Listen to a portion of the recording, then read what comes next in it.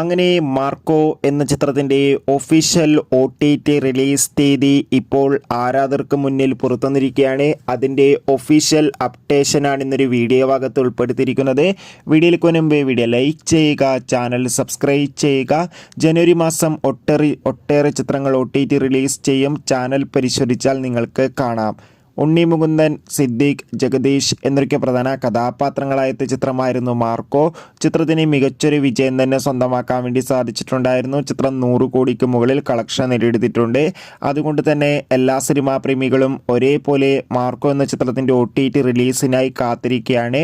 Finally Marco എന്ന ചിത്രത്തിൻ്റെ OTT അവകാശങ്ങളൊക്കെ Sony leave എന്ന OTT പ്ലാറ്റ്ഫോം സ്വന്തമാക്കിയെന്ന് ഒഫീഷ്യലായി കൺഫേം ആക്കിയിട്ടുണ്ട്. ചിത്രം ഫെബ്രുവരി 14 തീയതി OTT റിലീസ് ചെയ്യുമെന്ന് കൺഫേം ആക്കിയിട്ടുണ്ട്. എന്തായാലും മാർക്കോ എന്ന ചിത്രത്തിൻ്റെ OTT റിലീസിനായി കാത്തിരിക്കാം. ചിത്രം കണ്ടവരുടെ അഭിപ്രായം തീർച്ചയായും കമന്റ് ബോക്സിൽ